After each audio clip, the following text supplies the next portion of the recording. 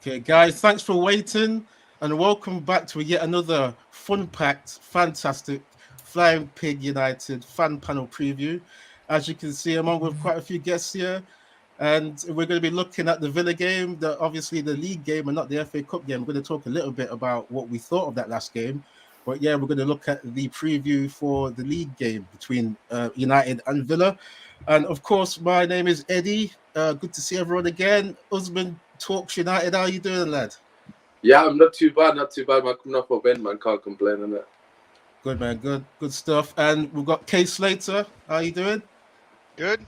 Good to see you, Eddie. Nice. Well, good to see you as well.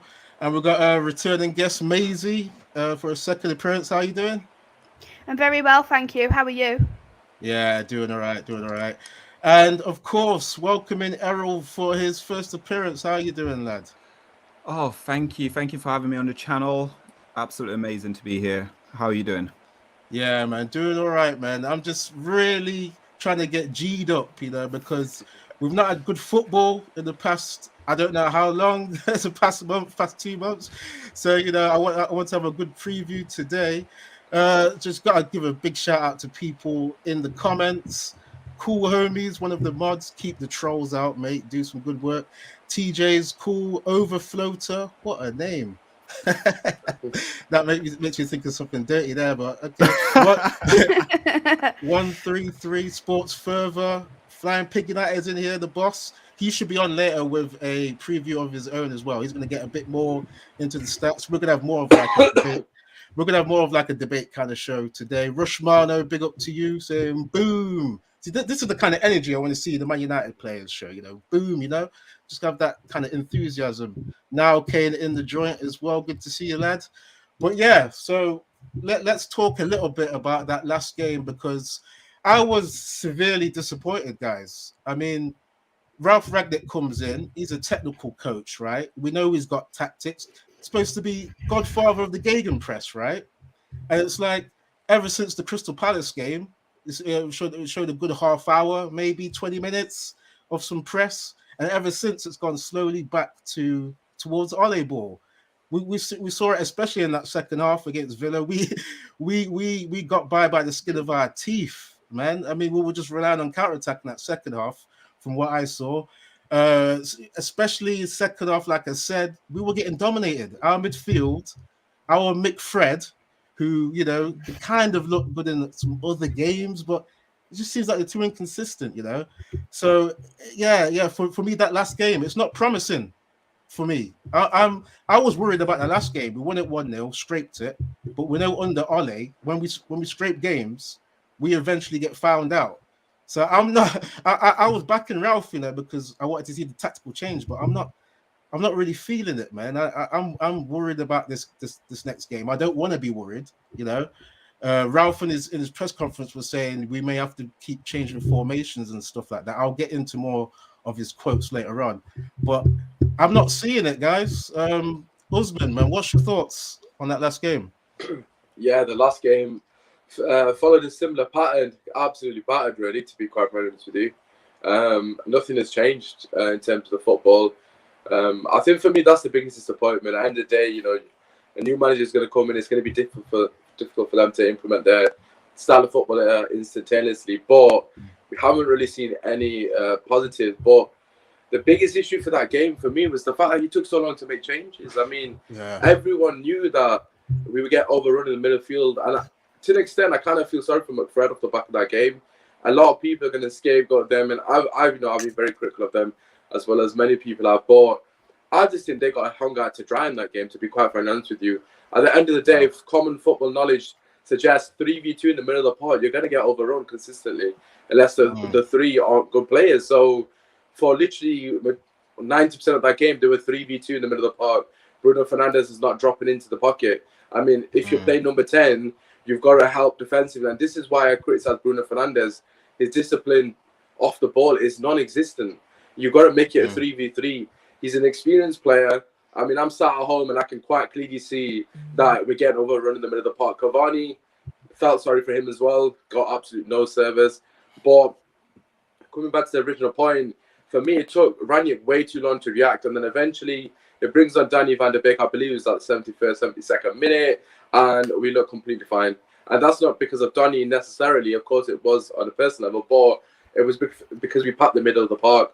We went 3 against 3, and they couldn't get past us at that point, and they struggled. So for me, tactically, I've been very disappointed with Rangnick. I think he's been very underwhelming, like you mentioned, the 30 minutes at Palace.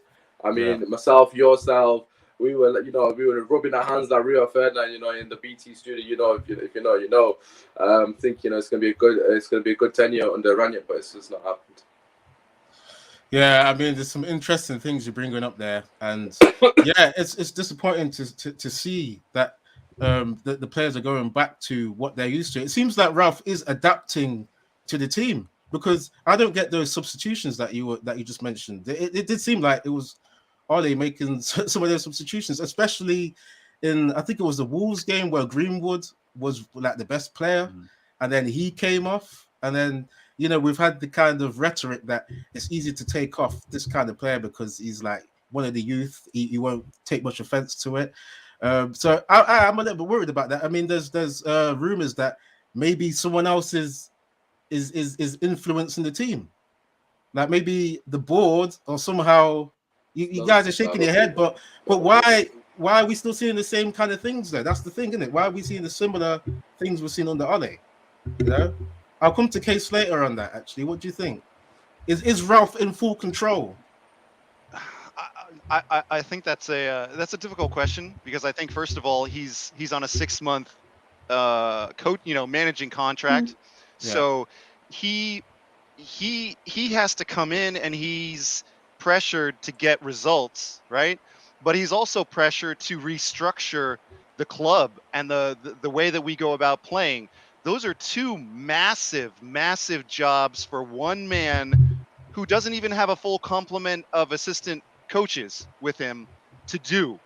So he's got some people in there, he's psychologist as well. Right, he's got Chris Armas and he's got a psychologist.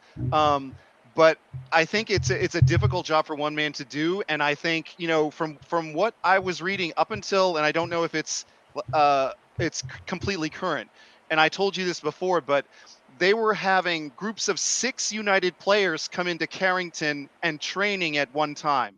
So 6 would come into Carrington, train for an hour. Another new 6 number of players would come in for COVID protection. I don't know how you can build a cohesive squad when you're only bringing in 6 at once and you're trying to train those 6 each time, because I think they don't have a chance to work together as a full squad like Tuchel or Klopp or Pep or so it depends on how things are now in the last 10 days. But I don't think I think he's had, the nice thing about this little Monday game and then this little break is that in the last 2 weeks, he's had some time to bring the squad together and play. So this is what, while I'm not excited about the form that United have, I am excited about the actual time that Ralph has had in the last 2 weeks to get his ideas and present his ideas. And from what I'm reading, he's reaffirming what he wants in the squad to the squad, so that they have a better understanding of what he wants, so that they don't look as confused as they have. Yeah, that's true. I'm going to get to what the rest of the panel's saying, but I don't want to neglect the comments, because I think I did a little bit on the last show. Now, Kane, big up to you. Evening, Eddie, Maisie, Usman, Case Letters, and Solo 7. What a panel. Big up to the men. Yeah, and ladies, big up. Nice one there. Avenger Mass, good to see you, mate. Come on, Red Devils. We got to stay positive, innit? Really, that's the thing. Henrik Kielman getting in. Where's Mr. Pig? So he likes to have on some of these fan panel discussions from time to time, especially on a Friday. So you'll be seeing people like me, Usman, Case Letter, Maisie, and Errol trying to help out with the content. He's going to be back on later with his preview and maybe some FIFA later as well. Yeah, big up to everyone getting in, man. We're going to try and get to you when we can. Yeah, good to see you, Nick. Good to see you. People, I forgot to say, hit the likes as well. We've got 35 people in here. Let's get the likes up and share the stream if you can. And we're going to get into your your points when we can. What's Rushmano saying here? A bit interesting. Ralph's methods are work hard. These players are just not used to that. Can't change within a month. They are paying for their futures, basically. Okay, that's deep. That's deep. I mean, it's just that I can't really get with that when I saw more effort in the first game against Palace, and then, like I said, it's just kind of digressed towards more lethargic football. Like after that, isn't it supposed to go like by the law of averages? If I have half an hour of the press, shouldn't it go like maybe 40 minutes, then 45, then 60? Not all the way back to okay, guys, just do what you've been doing under Ole. That's what it looks like. Maisie, what's your thoughts on that last game? When I do look at that last game, the first 20 minutes of it, we actually played pretty well. I felt like we was in much more possession of the ball, and I was a little bit more confident going into that first 20 minutes, thinking, right, if we continue this, there's no way that we would lose that game. But after the 20 minutes, it just felt like our tempo just stopped. We was just on the back break and just letting Aston Villa take over. And we all know Aston Villa isn't that possession type of football. They've always been more counter-attacking football. And the fact that we have allowed Aston Villa to have more possession of the ball, we're giving the ball away so cheaply in our midfield, up in front as well. Because there was shots what I thought was absolutely awful from Manchester United. The passing was awful, and I look at that and you think we need to tighten them up massively. I know Steven Gerrard has definitely come into Old Trafford thinking, I want to win this game, because we always know Steven Gerrard has that blood between Manchester United, and because he's a born-bred Liverpool fan. He's played for Liverpool, so he's obviously going to want to get this result. We was very lucky that there was 2 disallowed VAR goals, because if that wasn't the case, they would have won us, and they had so many different shots on the first half. They could have been easily 3-4-0 just in the half time. It could have been 3-4-1. So there was extremely unlucky not even to get at least a draw out of that game in the 90 minutes, in my opinion. But we need to be extremely careful now coming into Saturday, because they've got brand new players now, and them players are going to make a big influence into this Aston Villa side. That's true. You just set up Errol for this next question as well, because I was looking at the fact that they got Digne and Coutinho. Errol, are you worried about these big signings for Villa? I mean, Coutinho as well. We've seen how good he was at Liverpool. Long shots. He's a bit of a maverick. I mean, he might be the Bruno to their kind of system. I'm not sure, but let me actually tell you as well that Harry Maguire, Phil Jones, Jadon Sancho, Ronaldo, they're all fit for this game as well. So that bolsters Man United. But anyway, I'll let you take the floor now. What's your thoughts? It's a threat. Bringing Coutinho there is a massive threat. And as what alluded to what Maisie said earlier as well about the game, after we scored that first goal, it literally, like, the team almost sort of like, I don't know whether or not it's almost like going back into a defensive mode or what they were actually trying to do. But it seems like that goal just killed it. Absolutely killed the sort of like the momentum what we had in the first sort of like 15, 20 minutes of the game. And that's a massive worrying for me, because as we said, I know a lot of people will say certain things, but I think the Crystal Palace game probably was our best game we've played under Rangnick so far, where we controlled the game. We actually physically controlled the game. The game we just played against Villa, it seems like, looking at Rashford's almost hugging the touchline at all time. And what we're saying is the midfield then was exposed, completely exposed. All our forward players was giving the ball away. So then Fred and Scott always in trouble. And like you just said a minute ago as well with it, it brings on more problems for them too, because it seems like they're the problems of Manchester United. Where in fact, if Bruno Fernandes is not giving the ball away as he did, Rashford just running with his head down, not looking up and passing the ball, we could have been, what we're all saying, we could have been 3-4-0 down in the first sort of half, or 3-4-1. But at the same time, what we're going back to Coutinho now, I am absolutely dreading it. I am absolutely dreading, because he's a baller. Love him, hate him. He's been on loan. He's been everywhere. He costs 146 million. He's back on loan now. He's going to be the danger man. And my worry right now, our midfield is shocking. he's going to overrun everything there. He's going to control it. He's going to control the tempo. And like you said, he's like the Bruno Fernandes. Bruno Fernandes, to me, I think Usman's touched on it as well. He's the number. He plays like number 10. He doesn't defend. He's a luxury player for Man United. He just doesn't defend. I don't want to sit there and go against him. I love Bruno Fernandes. I don't have an agenda against him. But at the same time, he's more of a luxury. We look at Ronaldo luxury, Bruno Fernandes luxury. These guys are not going to defend. So then they put a lot more pressure on the team itself. So it becomes more evident, it's Scott, it's Fred. They're the problem when it's physically not them. But yeah, definitely Coutinho is going to be he's going to run the midfield, absolute run on midfield to come tomorrow. I mean, I'm just trying to think on the other side of that, because I don't think Coutinho has played that much football. So he has. He's been playing. He's been playing. Yes, he's been playing. Yep. He's been playing. I've not been watching them. Yeah, he's been playing. So he's match fit. He's match fit. Okay, and he was on loan a couple of seasons ago with Bayern Munich, and he won the Champions League with them. And he scored a brace against Bayern, and he scored a brace against Barcelona as well. Yeah, anyone could have scored a brace that day. Go on, let's do you know what I mean? I was just thinking that there's got to be a reason why they're letting him out on loan. There's got to be something wrong with him. We know that Barca is struggling though financially, and for them he just doesn't work. He's never worked at Barca. So you know what? This loan move is so shrewd by not only Steven Gerrard but also Aston Villa. I don't want to say that, but it's a good business move. It's a good football move. Yeah, I've heard that if I'm correct, they'll only have to pay 12 million for him if they go for to buy him after the loan.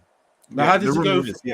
How does he go from what? How much did you say, Aaron? 146 million. The only problem you have with Barcelona, they've got a problem with the wage structure at the moment. Yeah. They have to sell players to budget to get back on financial fair play. Madrid, I think it's them and Real Madrid, both of them are in big problem. That's why they had to let Messi go, because Messi took a 50% pay cut, but they still couldn't keep him. Right. Yeah, so they've really messed up. Yeah, you got players like De Jong as well now, who is on a high wage, but they might have to offload him as well.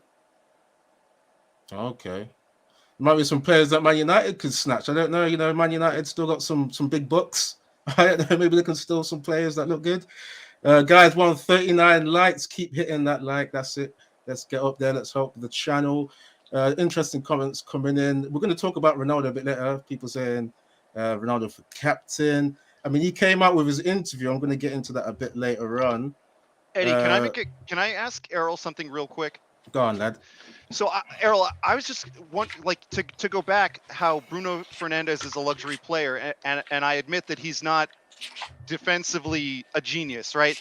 But my question is, how does City say to De Bruyne or Mahrez or Sterling or their group of players, you're going to defend as a unit and sacrifice your offensive output?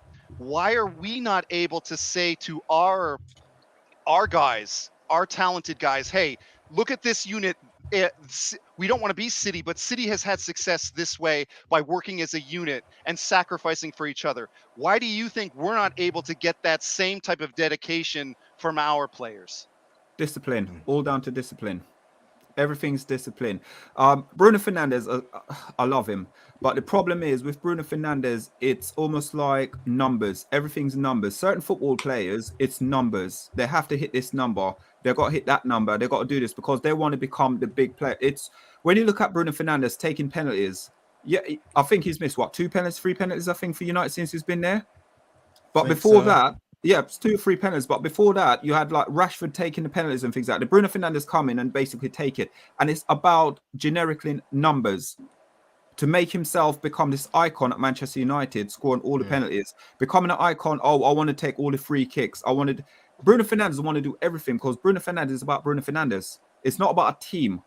And what you have for him, yes, when Ole got sacked, he ran over to the crowd because we were at the game against Watford doing fan cam.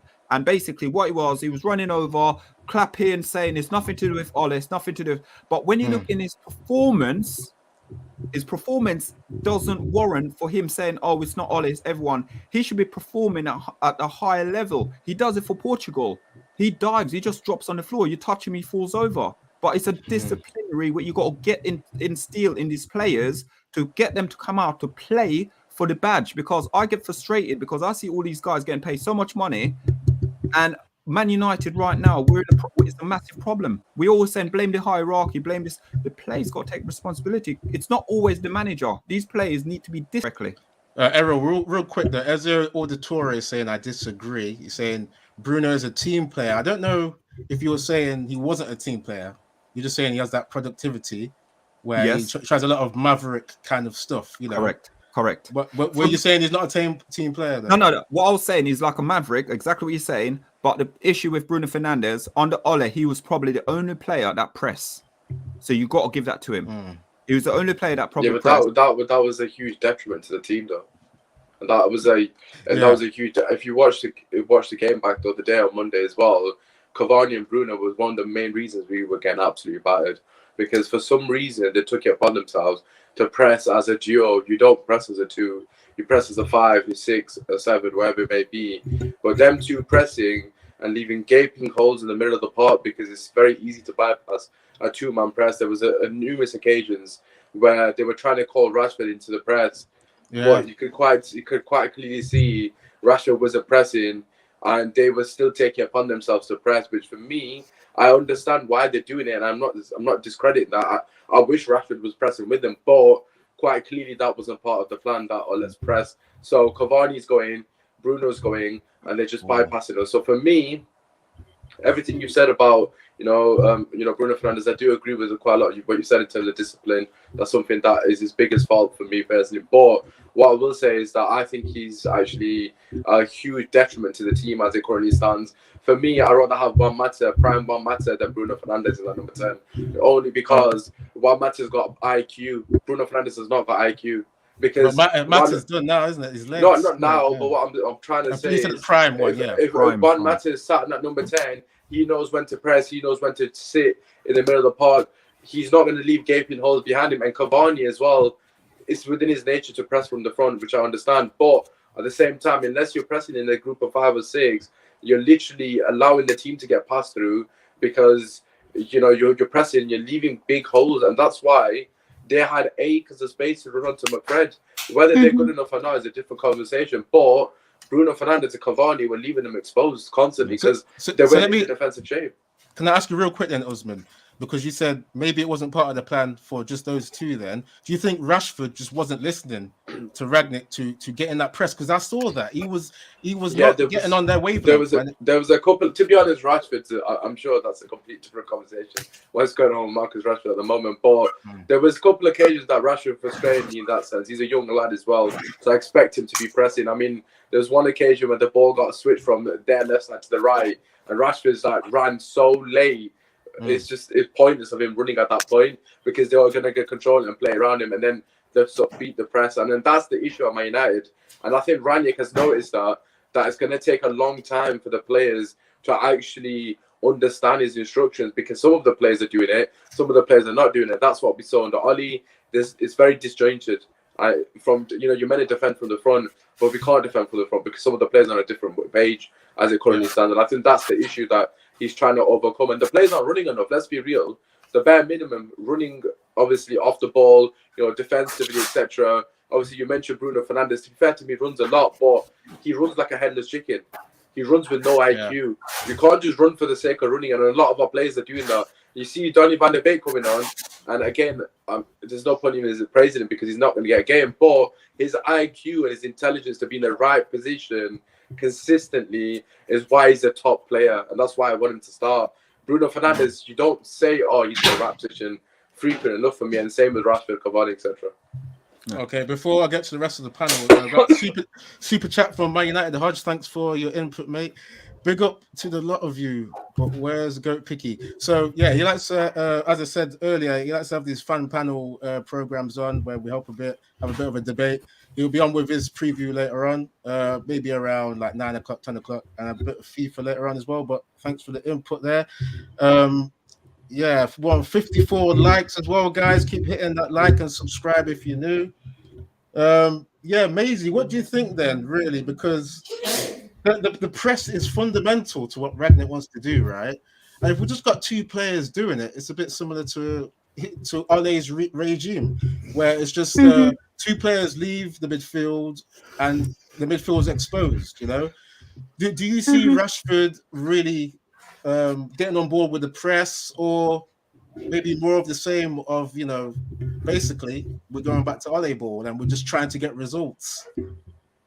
To be honest, when you do look at this 4-2-2 formation, it's such a pressing kind of football because you need to rely on the width of the pitch rather than anything else. So you need to press on these players to try and win the ball back.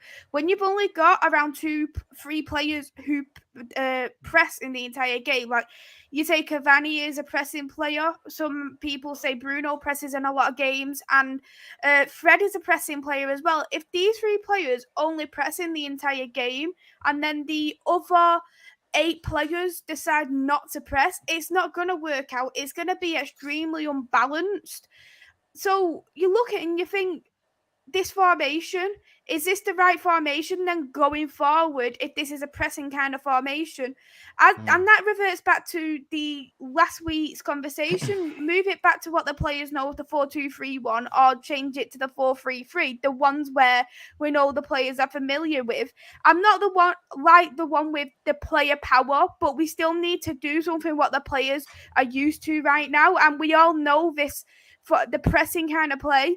It's always going to be some players know it, some players don't. And we need to make sure to get something where everybody is all familiar with. Because if, for example, you look at Fred, he'll press on a player, but he could win the ball back 4 times, but it could be the once where he doesn't win the ball back. And then that causes the opposition team to score. People will look at that and think, this is all Fred's fault, why we didn't win the game.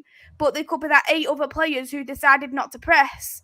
So then you look at things like that and you think, what is the point in having this formation? What is the point in trying to show these players to press when we haven't got these enough pressing players? We either need to go in the window to look for pressing players or just to go back to how it used to be. Yeah, because I find it interesting you're saying, okay, possibly go back to what the players know, right? But we did see that in that second half of that FA Cup game. Yeah, they went back they went back to 4-2-3-1. And a big thing I saw was Cavani doing his track back and run around a bit like a headless chicken as well. And he was getting no service. He got nothing. He's just running instead of being at the focal point for the attack.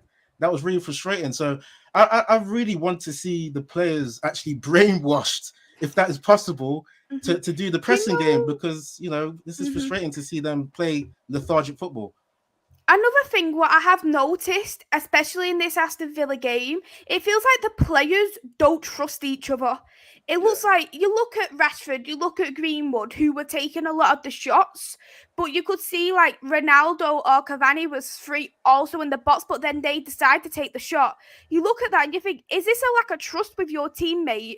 Or is it, to refer what Errol has said, is it all about the numbers? Is it about picking up these numbers? And I do question, is it the fact they don't trust each other and they think, right, I'm going to take this shot because I don't trust my teammate to take this shot? Or is it about, I want to get these 50, 20 goals by the end of the season so I can look for the new manager, whoever that could be, and say, I am a starting 11 player. Look at me. I got 20 goals last season.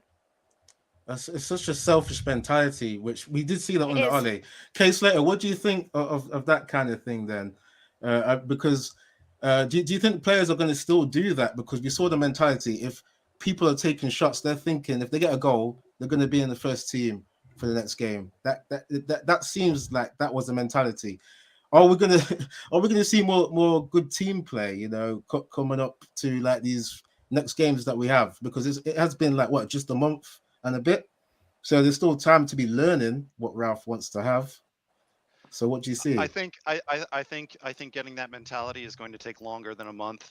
I think right now the front four, I think those who are operating on that line, whoever it is, or in midfield, aren't they don't look for each other, and there's really no interplay between Ronaldo and his wings.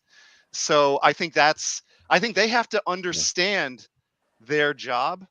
And I think that they have to, I think Ralph has to say, okay, we, Mason, we want you to be able to get your occasional goal, but your job is to service Cristiano.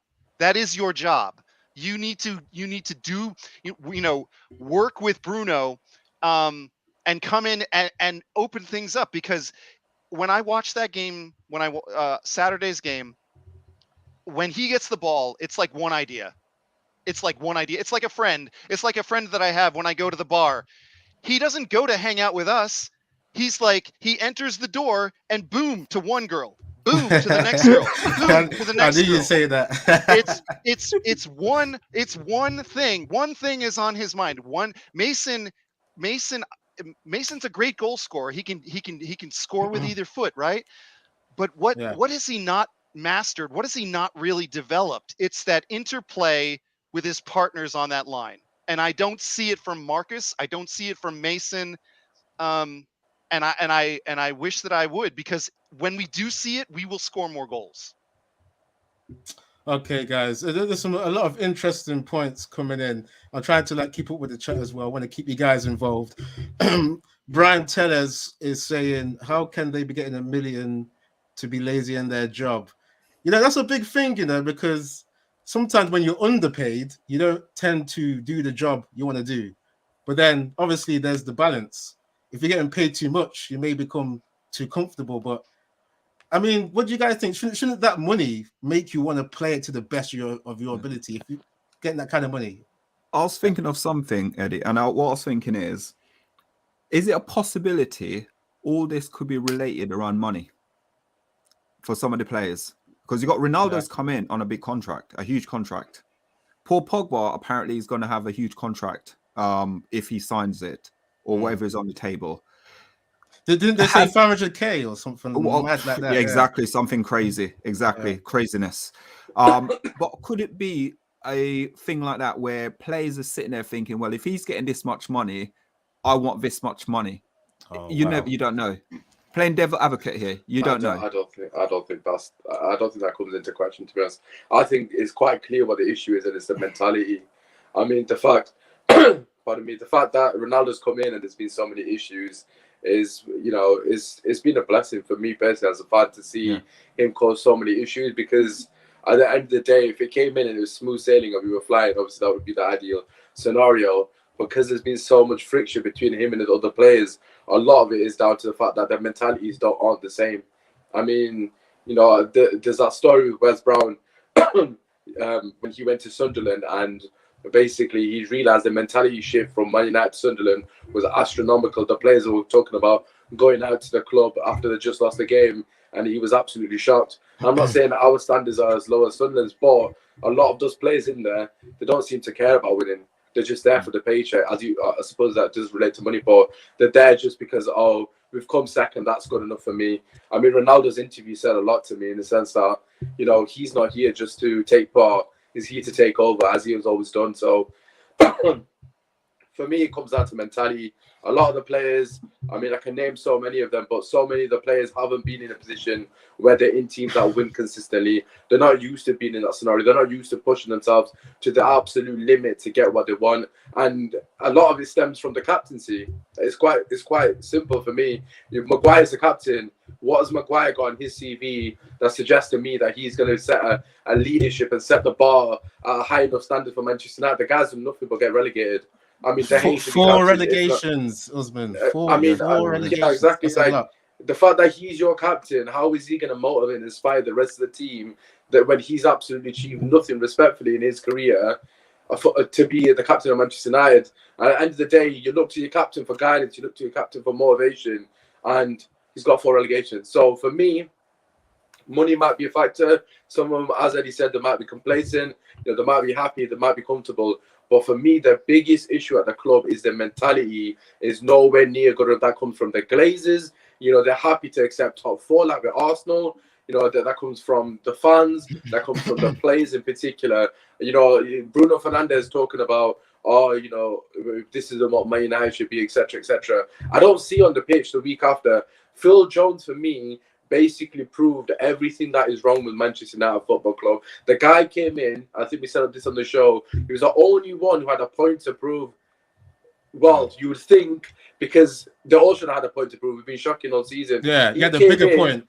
Yeah, he had a point to prove on a personal level, but they all should have had a point to prove because we've been nowhere near the standards of Manchester United Football Club. But these guys have accepted that it's okay for them to come in and to drop these disaster classes. Jones came in and absolutely embarrassed the entire team. The guy wanted every single ball, and that's how every single player. You can't win anything unless that is the bare minimum of the mentality going into the game, that we are going to win the ball more than the opposition and we're going to run more than the opposition. Do our players come into the game with that mentality? Absolutely not. They do whatever the hell they want. No organization, no desire to win the ball. How many times do you see us? And again, I don't rate McTominay highly, but at least he wants the ball. At least he's fighting for the ball. And I'm not saying he should be playing, but I don't see it enough. There's not enough hunger in the team. And Ronaldo's come up and he's stuck on them and they can't hack it. That's why there's dressing room unrest, and I'm absolutely loving it. Made it burn even more so that they can do one off the players because they're not fit to wear the shirt. So for me, it's a mentality problem. I can't wait for them to leave, to be honest. But with that as well, is there a rumor suggesting that apparently the training, what the players are doing, they're going training about 9 o'clock in the morning, and by 11:30 they're going home? Yeah, because they're scared of the dark. Have you not heard? I don't believe that one. I mean, they're professionals on a lot of money. Yeah, I can't see that being the level of prima donna-ness. They don't want to Eddie, I think you're overestimating the mentality of the squad. I mean, it's quite evident with what we see on the page that they don't want it enough. How can they sit and say, "Oh, let's bounce back," bro? I show more passion at five-a-side when I lose to my mates the week before because they're bantering me for a week. Like, you know what I mean? Like, you know what I see that, Osman? Yeah, Osman, I see that because they've been losing, and that should spark something in yourself. Yeah, exactly. To work harder as a human being. And they didn't. And they look, like I said, with Phil Jones, he had a different agenda. He knew on a personal level that he has to perform. All of these men should be feeling that. None of them even close to wearing the shirt. Like, there's been absolute nothing to suggest that these guys are fit to wear the shirt in the last, I don't know how long, 6-7 months, potentially even longer, and you don't see it. And that is the problem at the Man United. There's not enough hunger to win. There's that famous saying from Michael Jordan where I think Pippen or someone is talking in The Last Dance. They say, "Oh, we just won the ring. We're all partying." I think it might be Dennis Rodman. "We're all partying, etc." And then 2 days later, Michael Jordan's in the gym. Bro, that guy is an absolute beast. That's what Ronaldo is for us at the moment. That guy's mentality is unheard of. People didn't like Michael Jordan. Pippen didn't like Michael Jordan. But guess what? You want Michael Jordan in your team every day of the week. So for me, it's Ronaldo or these guys could do one. If they're not listening to Cristiano Ronaldo, then they're not fit to wear the shirt. Because who the hell are they going to listen to? The guys want everything. I mean, for me, it should be like the manager with like the be all and end all of speeches, really. I mean, Ronaldo's interview, okay, that was cool, him coming out with his aspirations. But I want to see that come from the general. Like, Ronaldo is a legend, but he's not the general, right? It should be the manager doing that interview saying, "Yeah, we've got to finish top 3," in my opinion. But yeah, I mean, I like to see the hunger from Ronaldo, but I want to see hierarchy, proper, a level of order. I just got to get into the comments a bit. I don't want to neglect what you guys are saying in the comments. People keep getting in your points and hitting the likes. Talk MU was referring back to the selfishness point. It was saying, "I think you're forgetting that our confidence is low and has been for a while. So we need players to be selfish and complete their move in order to build confidence." I don't know if anyone's agreeing with that. Any thoughts on that comment? Yeah. Sorry, not agreeing. I don't agree with that. No one. Yeah, I mean, as a team, that should be the right kind of mentality to get ourselves out of a situation. Come on, I mean, if you're trying to be the hero by yourself, that's a lot of effort. That's why I think, in my opinion, Rashford's burnt out. Bruno maybe a little bit from doing all of these solo things that we're doing last season. And we've seen a lot of abuse for Rashford. I mean, as much as he's playing bad, it seems like everyone is on his back now. I think he may be finished because he's a social media guy, right? And I think I heard his brothers manage his social media, or someone does. But he's going to be knowing what people are saying, and I think we can see it in the displays he's been given. it seems like, I don't know, it seems like he's thinking too much, like way too much this season. And he just like, I couldn't remember one good thing he did in that last game. So obviously, Rangnick passed a piece of paper to him with instruction. But was he listening? No, he weren't. because everyone, he didn't press like. No, he didn't. But you know what? I agree exactly what you're saying about Rashford. That's why I don't want to go on Rashford's case. I honestly don't want to go on Rashford's case because he's a young man. He's a Man United through and through from the youth academy to what he's doing now. There must be something mentally with a mental block right now with him. There must be something, and it's about getting a bit more confidence, getting used to the system, understanding the system, for him then to basically show what he's good at. Now we're talking about burnout. I honestly believe he is burnt out because he had an injury. He had he had a shoulder injury. Yeah. Didn't he have something to do with his ankle as well? Back injury. Yeah. Then I heard something about a floating bone somewhere in his, on his foot. Yeah. I heard that. Wasn't it? Yeah. So you got all of those, and he basically, remember, he wasn't dropped at all for Man United under Solskjaer. Yeah. Then also you then have him going for England, where he didn't really play a lot of games. Then he had his operation. Then I believe, if I'm right to say, he caught COVID as well. We've got to give him a slight break. I know we're saying Man United and we need to get to winning mentality, but with him it's slow progress. So we have to back Marcus Rashford. We have to back him as United fans. I agree with that, man. Does backing, and I want to get Maisie's, I'm interested in Maisie's opinion on this though. Does backing Rashford mean playing him for prolonged periods when he's not in form, or does it just mean, Marcus, we're gonna put you out right now, we're gonna sit you on the bench, get your mind right, we're gonna support you, we're gonna get you back in when we feel you're ready? For me on this, I feel like with everything what is going on with Marcus Rashford, I know there is people saying there's a lot of things going on with Marcus Rashford, confidence issues, the Europa League loss, the Euros loss, and you do look at it and you think, we have brought in a sports psychologist now. What is this sports psychologist doing with Marcus Rashford? Because since he's come in, it's not as though we have seen that much improvement from Marcus Rashford. And what I would personally do, I would say to Marcus Rashford, right, you have played so many games last season whilst you've been injured. You played in the Euros when you should have had your surgery. Go off for a month or so. We'll have the cover here. We've got Ronaldo, we've got Cavani, we've got Alango, we've got Greenwood. Don't worry about in terms of what's going on. Come back in a month, have this rest. You look at Bruno Fernandes as well. He's played 72 games in a calendar year, and that is the most games a player has played in the whole of Europe. So you look at that and you think, don't you also look at Bruno Fernandes as another player who is very fatigued as well as Marcus Rashford right now, and who should be getting a more rest when we have got Donny van de Beek, who can also play in the same role as Bruno Fernandes. Right. I just got to bring up Social 99's comment here. I didn't hear about this. I think this is to do with Rashford. He's had a tough last few months spent with his missus. That's the first time I heard this. Back together now. Let's just hope he's got his head screwed back on. The boy is MUFC, cross fingers.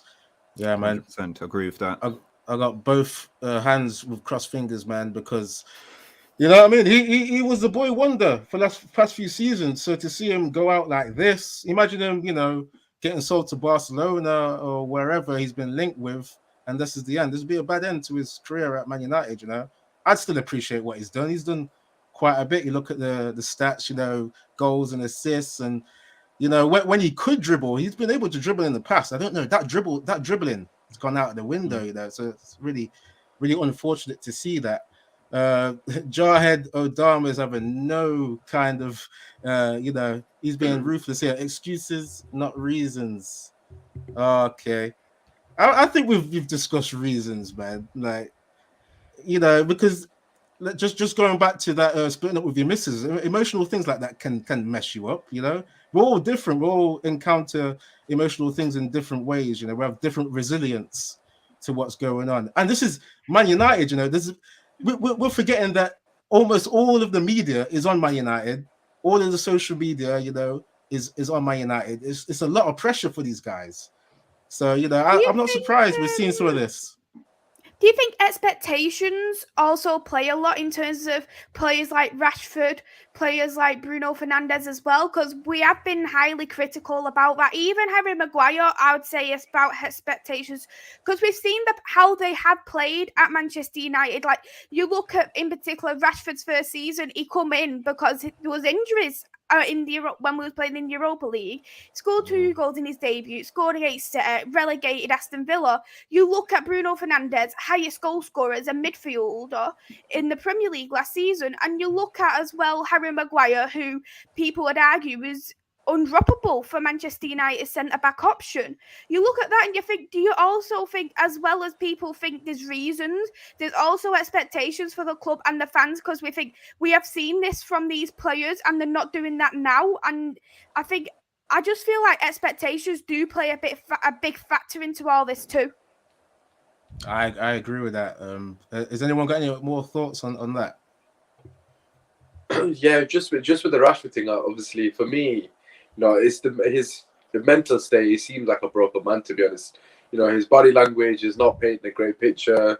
Obviously, there's that picture doing the rounds when he's on the bench when he's just been substituted. I'm sure everyone's seen it. There's that rebound that I was absolutely screwing at him for because when Green was shot, he didn't follow up. Not to say would have got it, but that's just the bare basics.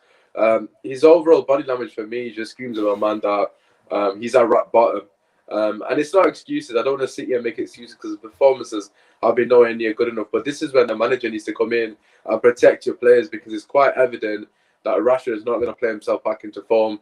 He needs to come out of the spotlight. As we just mentioned, the expectations are, very high on him. And in general, every player at Manchester United, every little mistake is scrutinized under the microscope. So he's not doing anything right at the moment. So for me personally, take him off the pitch. Give him 20-30 minute cameos, hopefully, when the team's actually doing okay.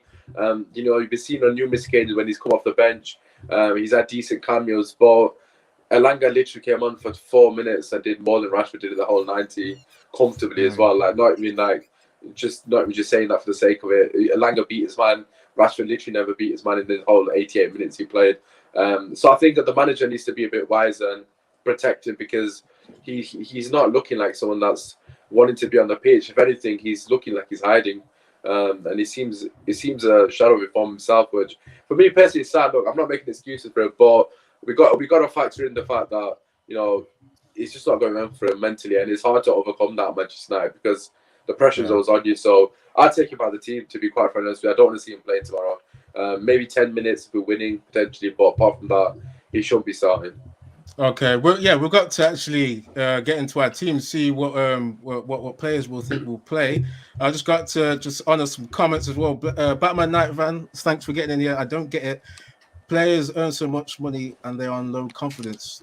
Yeah, I mean, I was thinking maybe that should inspire you to play a bit more as well. Rashford has said he has struggles recently with the changes in the club. Okay. Errol, were you going to say something there? I was going to say we shouldn't even look at money as a factor in it, technically speaking, with sort of people saying it's on high money.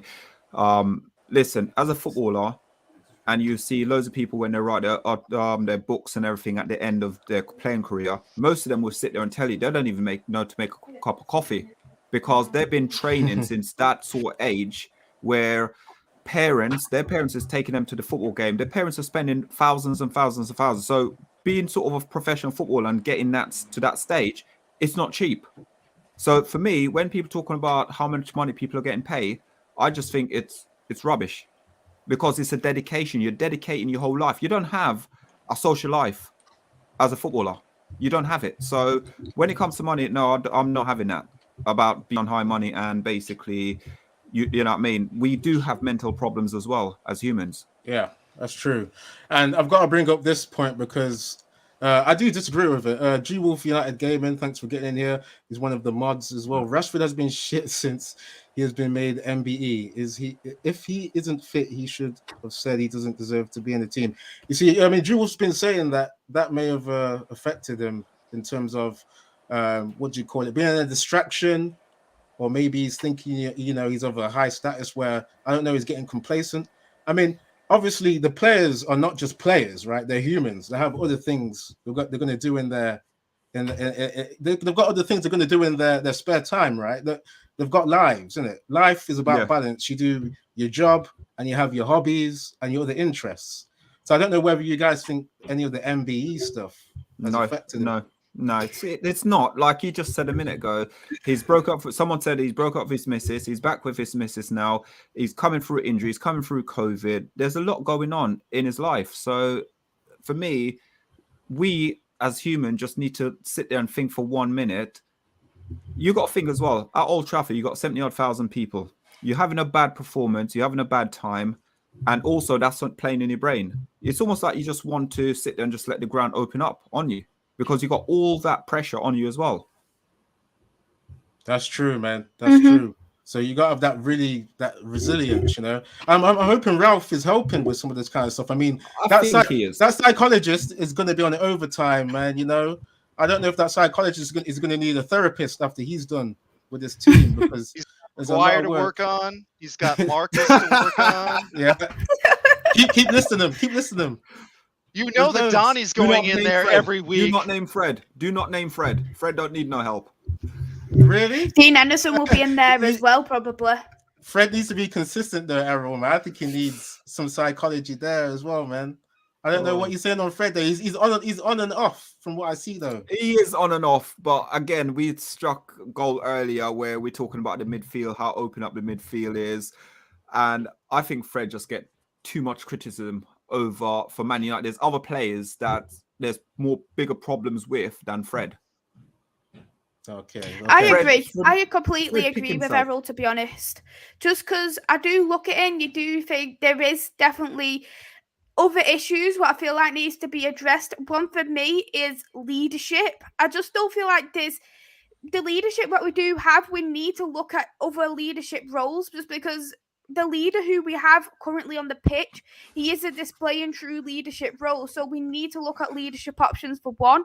Another thing as well is Fred, he is playing as a CDM and he's more of a box-to-box midfielder when you do look at that. And if you are a player and you're getting played in a position what you're not comfortable with, you and have not played in your international team, in your previous team, you're not going to put that 100% effort in like a player such as Ronaldo playing as a striker role, which is his position.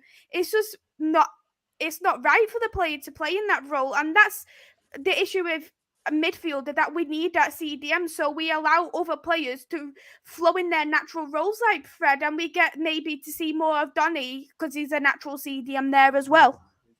Yeah. That's true.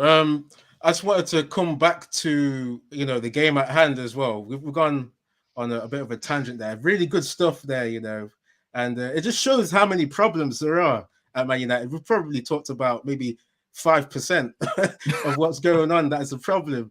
But in terms, go on, Kisletter. What are you saying? I was just saying we need this game, Eddie. We need this game. We need these 3 points. We need to start building some confidence. We need to start going on some kind of run as long as it can be. We need this game. Agree. I'm hoping that Rangnick is saying those words like that. I hope he's going to be in the dressing room saying Gagan, Gagan press, all that kind of stuff. I hope he's like a general, like at boot camp, getting these guys disciplined. This isn't going to be an easy game. They're going to be up for it. They just brought in Coutinho. They've just brought in Lucas Dean. Yes. So they've already made some transfers. They're way ahead of us. They must have felt like after our FA Cup game, right, Macy, that they should have beaten us. Ollie Watkins hit the crossbar. They had a lot of opportunities in that game. They must be, foaming at the bit to get at us in their house. Yeah, that's why I'm worried. Yeah, if I was an Aston Villa player, I would be so mad after that last game, thinking, "Wow, we should have actually took this game to bed." Look at John McGinn; he had a very good. He nearly scored. John McGinn, Ollie Watkins as another, Danny Ings as another as well. So there's several players who was near enough at that scoring point. But you know what? Yeah, sorry to cut you, but I hate McGinn because in that first game, That first game when we lost to Villa, that 1-0 at home. Remember that? Yeah. Yes. Their fans were their fans were calling him McGinniesta. And I was like, God. no way, we made them look like that. That Yeah. is a shame. He was giving me nightmares then, Eddie, thinking of that last game. But I actually look at this Fredinho. game and we need these 3 points more than what Aston Villa need, because at the end of the day, I know that we're not going to be the team at this point now who is going to win the league, but we need to aim as high as we can to try and secure the top 3, top 4, whatever we're going to do. I know I hate saying things like that, because I look at it and think, this team what we have, we're a title contending team on paper, and it really gets me frustrated thinking at this point now we need to aim for top 4. But that is what it has got us to with all the results we've had in the past. But I look at it and think, these 3 points, if we don't get them, I actually do question of what we're going to be like by the time it's going to be the end of the season, because we've dropped enough points as it is recently with Wolves, with Newcastle as well. And these 3 points are absolutely crucial. You look at them and you think, if we don't get these 3 points today, what's going to secure is Europe? Are we going to have to look at the FA Cup route to get into European football? Well, do you get Europa League, isn't it, from FA Cup? Yeah, you you get it. secure Yeah. Europa League if you do I don't want win the FA Europa Cup. though. Listen, no one No, wants Eddie. that. no, but the way we're playing, that could be where we could be ending up. Yeah, Eddie, I'm with you all. I don't want this conference, Europe conference, and I don't want to. Oh, is it us to be playing- conference? You got it. It depends if it it's- depends where you finish. Yeah. Right. Depends It's if you Europa finish- League with Yeah. FA FA Cup. Cup, If you win yeah. the FA Cup, you win the Europa League, and then it's like 5th space for Europa League, and then the one who, if it's like think top it's 6 who are 7th. win it, like 5th and 6th who wins the FA Cup, 7th place gets the Conference League. So it's all depending on who wins the I FA don't want Cup. that. I don't want I don't that want it either, either. man, you know. Because we've got to attract the big players now. I think we need, or I know we need a rebuild. So we're not going to really get the rebuild we need if we're in Europa League, are we? You know what though? With Rangnick, obviously we know he's going to apparently only spend 6 months, and then he's trying to rebuild. But if the rumor is correct on the players they're looking at the moment, this is a big rebuild, because all the players are between age 18 to 23, and they're players that they're not known players. So between this January transfer window and the next transfer window, you will find quite a lot of people will be leaving United. Wow. One can hope. We hope, fingers crossed. It just seems like a mess. But you know, I'm hoping, just going back to like the mentality thing, like Rushmano is saying, fans watching United games are not stupid. We know when the effort levels are poor, that should be stomped out or get out. This is the thing, because we've seen the money on these some of these prima donnas' wages is making them hard to even get traded out. People like Martial, who said he don't want to play, but Sevilla are saying, yeah, your wages is too high. I mean, I'm hoping there's going to be some kind of initiative taken by these players that want to go, take a pay cut and get out then. You know, don't try and, you know, because Martial, come on, he's getting 200k or something like that. You know, you're not 200k, Martial. You're good. But you know what I'm saying, Errol? He's not 200K. Yeah, I know what you're saying. I know. The thing with Martial, and it winds me up though with him, because he's a talented footballer, but his head's not in the right place. That's true. I mean, mentality. This is why I'm hoping that psychologist is going to have some, do some good work, because the kind of different things that go in your mind, you know, you're affected by personal stuff. You have a different type of drive, different type of soothing zone, a different type of fight or flight mechanism. You know what I'm saying? I'm getting deep into the cognitive things that we go through. So that's very convoluted. That area is convoluted to get the mentality right. To get the mentality right is very messy, you know, because a lot of it should come from within, shouldn't it? It should be there. You should have the passion already to compete. You know, you're in a professional game of football. It's top level. You know, Man United are the best legacy team. You should know it in your mind and in your heart. I've got to bust the gut to be committed, right? It shouldn't be like, oh, rumors coming out about training in the dark. Do you know how much that depressed me hearing that? I couldn't believe it, man. That's why I'm trying to think that's not true. I'm really hoping that's not true, because if it is, we're in trouble, guys. You know. Mm-hmm. So It's too bad there aren't cars with headlights. I'm sure they would have like floodlights at the pitch, though, innit? You know what I'm saying? To keep it. I don't know. That maybe they have like some ultraviolet light to keep it warm. I don't know, man. I'm fishing, you know. But the Man United have got money to make it nice for these players in the dark, you know. But So, the Glazer won't spend it though. That's the difference. that's true. I'm talking shit because they won't even fix the roof. There And you that's go. still leaking. Apparently, this whole thing now to get fans on side, they apparently next season, well, the end of this season is apparently redoing some part of the stadium as well, apparently, and then the training facility revamping that as well. Okay, I'm hoping that happens. We hope and pray. Yeah, pray as well. That's it. I don't want to neglect the chat. Everyone smash the like. Well done, guys. Let's see what you guys are saying. Batman Night fan. I'm not thinking he picked up 5th yellow against Wolves. He's suspended. Okay, that's a random one. Okay, McGinn. Is that McGinn? That might mean that might have been no that McTominay.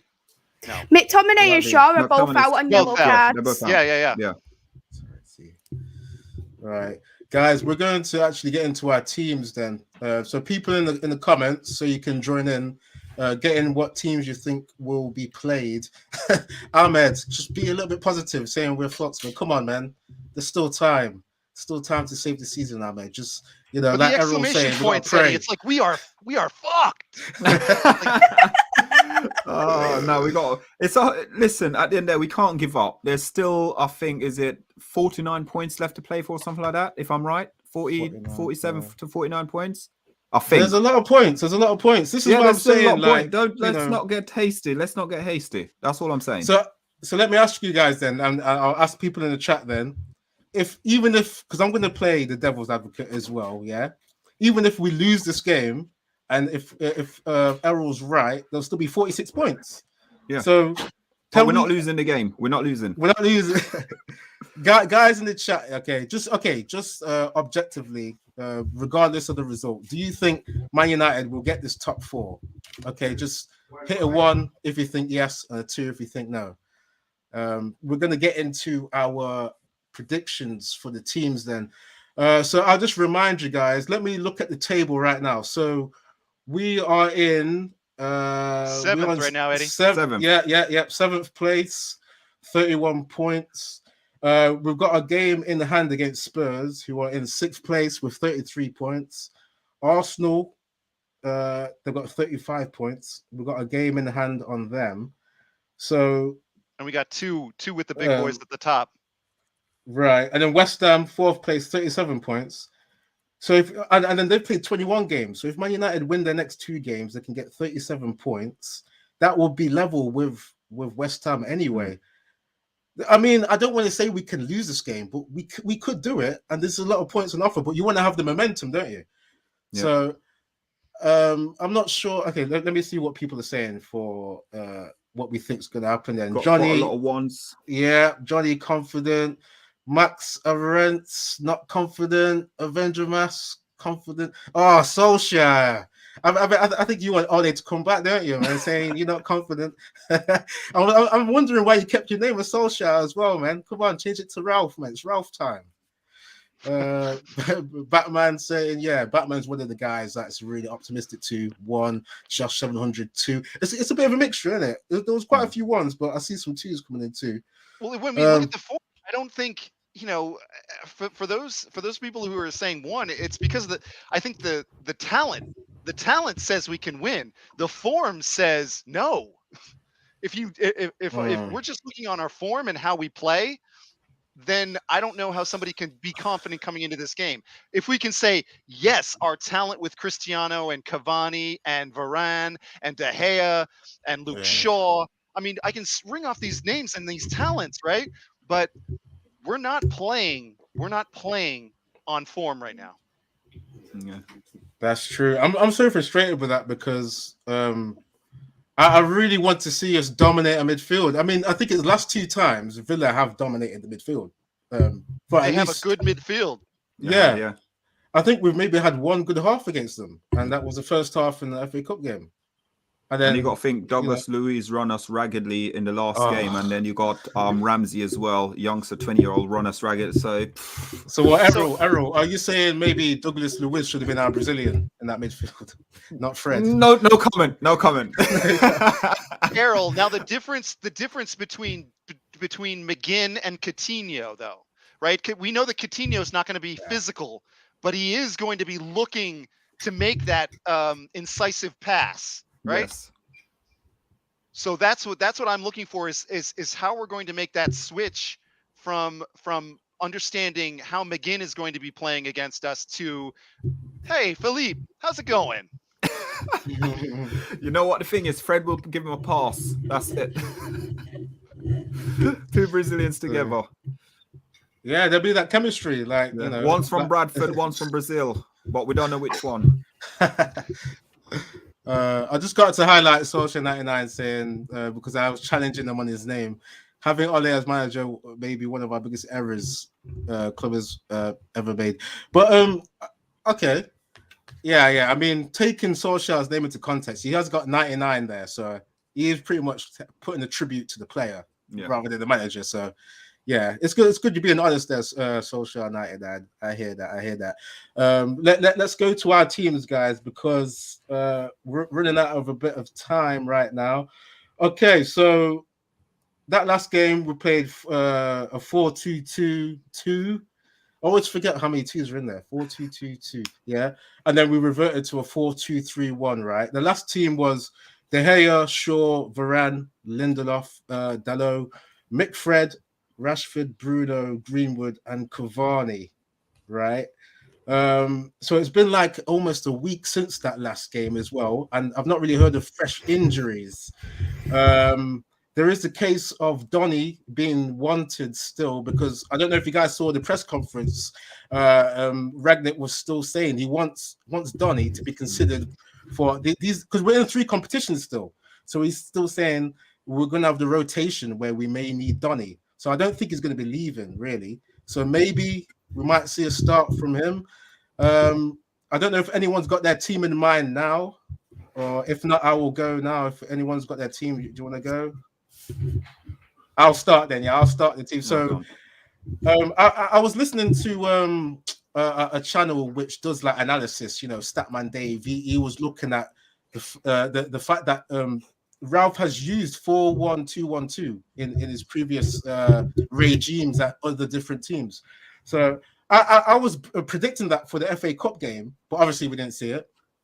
I'm thinking if he's in control, right? He's got to go to another formation he knows. Yes, he's used 4-2-3-1, but the way we saw that second half, that counter-attack, that can't be the way, because Ralph has emphasized control. We didn't control the second half. We had 2 VAR goals ruled out. We were lucky. So, okay, I'll get into my team. So I reckon, David De Gea, player of the season to be, stays in there, right?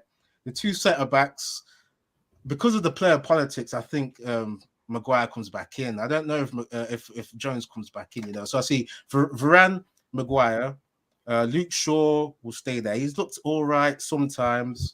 I would want Wan-Bissaka to be tried again. He's one of my favorites, but I don't know.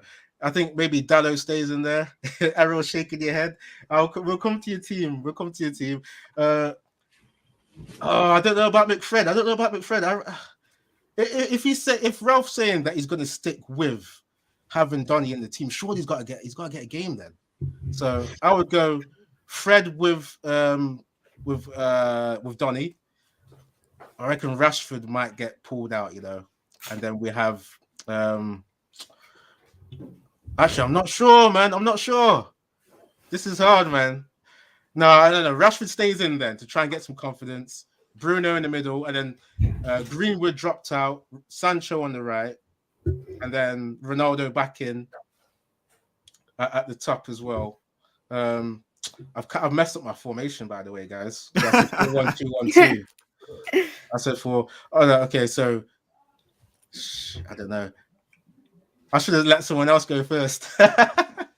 No, okay, so it'd be Cavani, Ronaldo at the top, right? Yeah. Bruno attacking mid. And then the 2 box-to-box players will be McTominay No, Fred and Donny, holding midfield Matic. So I reckon no one's really kept. I don't think anyone's really on my wavelength for what I've just said. But I'll anyway, remember it. I'll remember it. I'll remember. By the Okay, time you go cool. through the teams, it will come to you anyway. It will come back anyway to Cool. us. Because I'm so confused by what's going on right now. But people in the chat, get in your teams as well. I'm going to move on to Case later. What team do you think is going to happen, mate? De Gea in net. I am going to go with Lindelof, and so I think that he will bring in Maguire, but I'm going to say the one that I would like to see. I'm going to go with Varane and Lindelof. I'm going to go with Telles and Dalot. So basically, it's going to be like it could be a 4-4-2 or a 4-1-2-1-2. So then it's going to go Matic, Donny, Fred, Bruno, Sancho, Ronaldo. Right. Well, you said you're not having Maguire, right? No. So who's the captain then? Ronaldo. If he's fit, if he's not 100% fit, if he's not 100% fit, then you're going to need to start Cavani and Sancho. But yeah, Okay. I see what I don't understand is when Ronaldo was announced that Maguire didn't say, look, he's not only won everywhere else, but he won here. He's a legend at this clubs. I am giving the ban to him. I think Ronaldo should have had that ban from the start. That's personally, but I think he needs to come in and Maguire on form stays out. Okay. Before I come to the rest of you guys, I'm just gonna look in the chat a little bit. Rushmano, 89 likes. If we can get to 100 and you've not clicked the like, please click the like. Ahmed was saying FFS. That might be to my lineup. I was thinking about two different lineups, like two different formations, so I was messed up there. But anyway, yeah, guys, be patient with me, because there's a lot of things to think about. This is what Man United do to us. There's so many things going on that I have so many ideas. I'm excited for Maisie and Errol though, because I know that they're going to come at us with some amazing lineups. Yeah. That's true. Let me just honor Mama Cini, because I did ask people to get their teams in. He's saying De Gea, Dalot, Varane, Lindelof, Telles. He's not going for Maguire as well. Matic, Sancho, Donny, Bruno, Ronaldo, Cavani. I think that's kind of similar to my team, apart from Lindelof, I think. But yeah, I like that team. I like that one. Josh 700 saying Varane, Lindelof, Dalot, Telles. Yeah, no one's wanting Maguire back in, I think he walks back in because I don't think he gets changed as captain. Mm-hmm. Henrik Kelman, 442 diamond, CR7 for captaincy. I want to see that diamond as well, because I think 442 diamond is pretty much 4-1-2-1-2 anyway. But anyway, Maisie, you've had time to think about your team. Who do you think starts?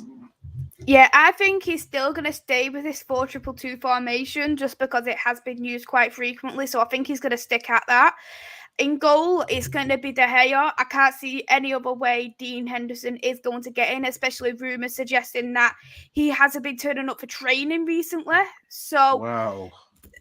That's apparently due to him not starting in the FA Cup. He wasn't happy at that, so he skipped a couple of training sessions.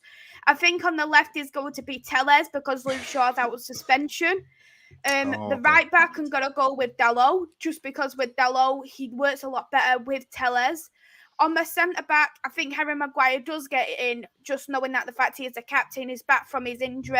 And I think he's going to be alongside Varane, because I can't see Varane going to be dropped, because he is one of them players that he is undroppable at Manchester United, and we've seen it through the clean sheets.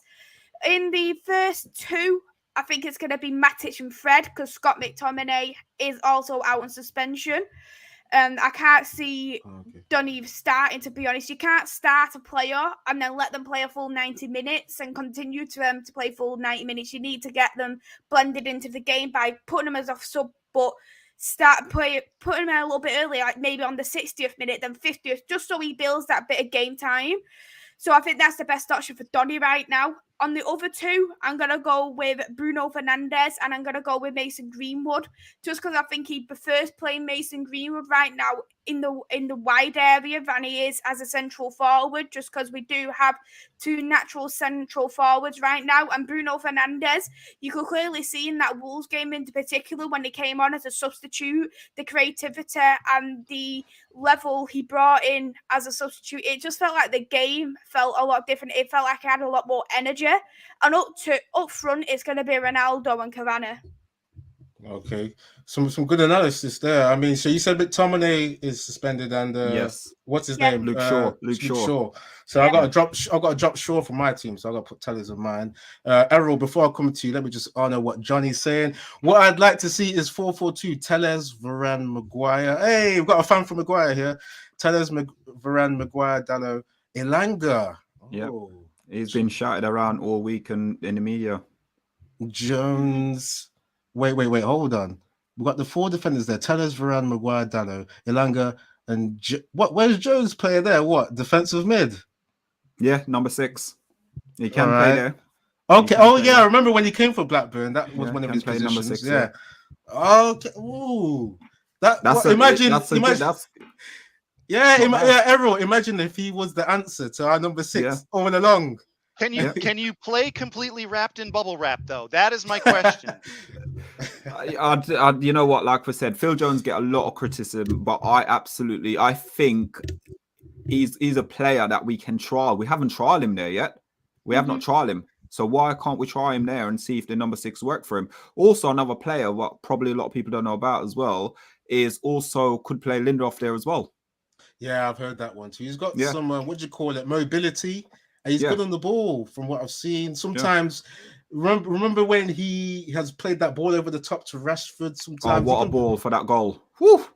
Yeah, I think that's more than once as well that he's done that kind of thing. Yes. Let me read the rest of the chat as well before I get to you, Errol. So Sancho back in. I want to see Sancho do some good dribbling when he comes back in. Either Bruno, Cavani, and Ronaldo up front. Bruno playing behind or Cavani centre forward. Interesting. Yeah. I'm liking that suggestion of Jones as number 6. It'll be interesting to see that. Let me just say Batman's quickly. De Gea, Dalot, Tellers, Varane, Lindelof, Sancho, Fred, Matic, Ronaldo, and Cavani. Yeah. No Maguire there as well. Yeah. Okay. I'm just trying to think what the formation is for this one. That's a 4-2-2. That's a 4-2-2-2. Right. I don't want to see that formation, to be honest. I think, the Man United don't know how to play it. But that comes to you, Errol. There, what's the formation? Sorry, but it is going to be probably more or less a 4-2-2-2, but it can obviously revert back into a probably could go 4-4-2 or 4-2-3-1 as well. It all depends. So in goal, my captain and my player so far this season is De Gea. Then I'm going to go Wan-Bissaka, Varane, Maguire. Unfortunately, I'm going to bring Maguire back in. Then I've gone for Tellez. Right. I've gone for Fred and Matic. Okay. I've gone for Greenwood and Bruno. And I've gone for Cavani and Ronaldo. And the reason I didn't pick Sancho in the team is I think quite a lot still going on mentally with Sancho as well. It's almost like all the English players. It seems like there's a lot of things going on behind the scene with them. And whatever it is, we don't know. Sancho, I want him to start week in, week out because I think watching him at Dortmund, what a player. Mentally, physically strong, suited the Premier League. But right now, something's going behind the scene at the moment at the club. Obviously, Luke Shaw is hit and miss. I call him Shordinho, the Brazilian. That was last season. Yeah, they were calling him Roberto Carlos. That was okay, fair enough. Fair enough. But yeah, for me, that's my team. And I think it will be a 4-2-2-2 formation. Then it will revert it back into almost a 4-2-3-1 as the game go on. And defend. That's as a counter attack. The problem that I was seeing just quickly is that when we were in possession, it was a 4-2-4. Yes. And the problem with that protection of those two in front was they were getting overrun on the counter, because obviously the counter is speed and making that, and on that break. So I'm just hoping that we have some answers in possession tomorrow, because if we don't, I think that they have the capability to take it to us. Yeah, tough game. Be Yeah, sweating. man. I'm worried, man. I mean, I'm just trying to see what other people are saying. Big God, Bob. Thanks for getting in here. Always with the comedy. Maguire needs a gastric band for his slab, not an armband. It's too white. Oh wow. I mean, yeah. I'm hoping there would be a new captain, but I can't see him not getting the armband back. I can't. De Gea should be can't see it. captain. De Gea should be captain. Or Ronaldo, like Usman said. I forgot to. I don't think Usman said bye when he went, but he had to go at 7:00, or I think it was 10 to. But yeah, you can follow him at Usman Talks United.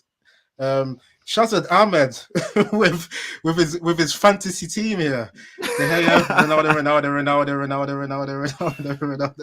Imagine Ronaldo in all those positions. There, you get the mentality, Yeah. United Frank and Dream. That's it. That's funny. We're gonna get to our score predictions as well, but I just got to see if anyone's still got their formations. Who takes coming penalties in that lineup? Yeah, Ronaldo. imagine. Oh, Ronaldo. Actually, let's go De Gea. De Gea can have one. Well, yeah, I wouldn't like to see that after that Villarreal final, but yeah. Okay. So our predictions then for scores. Yeah, I'm just trying to think of mine because I want to be confident. I want to be confident. By the way, guys, we're on 92 likes. Props to everyone getting in here. Sorry I couldn't get to everyone's comments, but we've had quite a big panel on today.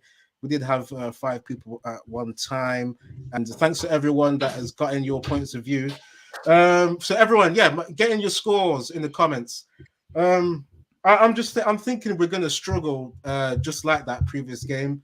We've had what was it? The last game was on Monday, right? Yeah.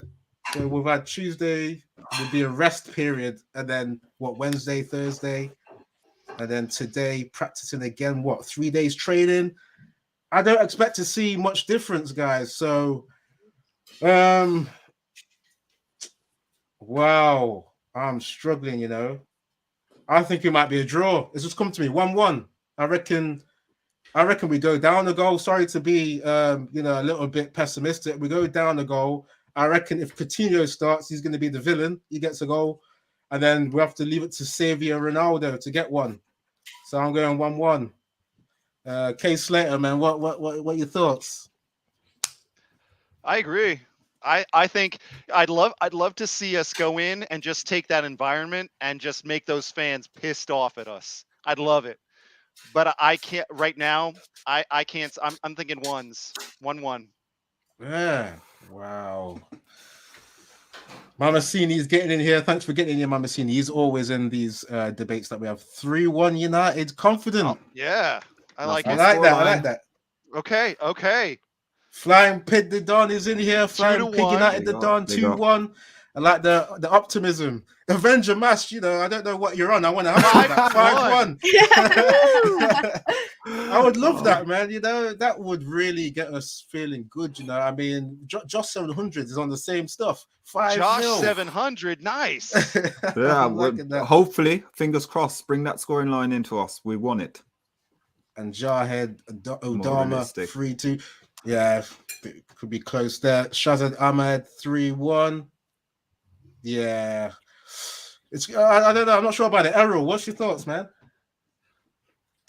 As most of the people hit it, I'm going 3-1 United. I think, to be honest with you, game of 2 half. I always say about Man United, game of 2 half. The Villa will score first. We'll go in 1-1. Coming out second half, Maguire might get a slight knock. They're going to bring on Phil Jones. Phil Jones would go up for the corner, get a header, score, and then Viva Ronaldo would score a penalty. Wow, you got the dream scripting in your head there. That would be amazing if that happened as That'd well. be our first corner goal of the season as well, considering Norwich has scored 2 more than us so far. Yeah. We're still waiting for that. That is mad. Yes, we're still waiting. 107 set pieces and still didn't score a goal. Nah, you're lying. 107 set pieces. 107. That's why we have a set piece coach. Woo! Yep. Surely he's going to be fired then. Come on. I mean, I guess maybe we've been defending a bit better from set pieces, have we? I think No. Maybe no. No. So you should be getting his P45 soon. Then maybe we need another set piece coach. You know, Maisie. Before I come to you, let me just see what everyone else is saying again. Solskjaer 9922. Think a little bit on my level with that as well. Yeah. Who? I don't know if I read out Batman Knight fans one 2-1 to United. Yeah. I think it'll be a close game. Let me see the super chat. Mamasini, Ronaldo hat-trick. Don't doubt it, you heathens.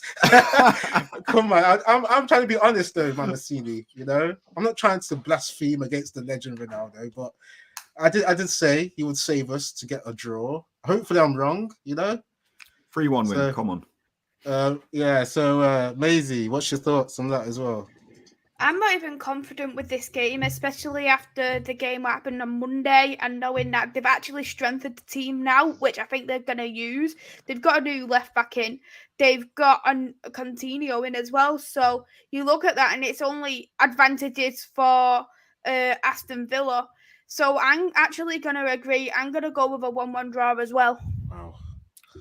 But can I just say something quickly? Having Coutinho and having a new left back starting in the game tomorrow, could it be a good omen for us? Because obviously these guys ain't trained that much with the Villa, and also we could go in the game and utilize that tomorrow. I like what the psychology you're trying to tap into there. I'm not sure, you know, because you know when you play a big team, right? You're Villa, you're the underdog, right? And then they're seeing that how they've pretty much outplayed us in the previous two games for the most part. I don't know. It just seems like they will come in and just do some madness. I hope I'm wrong. I don't know what everyone else thinks. Hope you're wrong. I'm going 3-1. I'm still sticking with my 3-1. All right, so Maisie and I are at 1-1. Eddie, what were you at? I said 1-1 as well. Okay, and we got positivity in the corner at 3-1. All right. Yes. Someone has to be positive here. I know. We've still got a lot of points to play for, and we got to be optimistic. We have to be optimistic. All right, I just got to say that's what I want to see. Lineup for. I got to say a predicted lineup for Villa. Big God Bob in with the Villa news. I don't know where you got that, but let's see what you're saying. Martinez, Cash, Consa, Mings, Target. Ramsey and Luiz. Yeah, Ramsey had a good game last time. Ramsey, Luiz, Sanson. I don't know about Sanson. Buendia, he was doing some madness in that first half. Buendia played brilliantly against Man United. Watkins, Coutinho. Yeah. I'm not liking that. Yeah, they're good. Team just looks so much stronger than United's, doesn't it? I can't believe that, Errol. I can't believe that because you know what? I'd take Douglas Luiz over Fred, you know, because I saw him doing a bit of dribbling. Come on now. I saw him. Well, him and Ramsey, brother, were in that second half. They're running midfield. And Ramsey's a rookie, by the way. I think he's 20 years old. But 20 years old. That 20 years old, he's made 7 appearances and scored 4 goals and 4 assists. That's good in terms of productivity, but in terms of the appearances, right? He should still be paying his dues. He shouldn't be going to the theater of dreams and absolutely dominating, schooling the guys that are. I mean, McTominay at this point should be really not a veteran, but should be experienced to close that midfield down. And with Fred's not no spring chicken. I think what is he 28, something 28, like that. 28. Yeah, he should have. Come on, man. I'm worried about Ramsey and Luiz.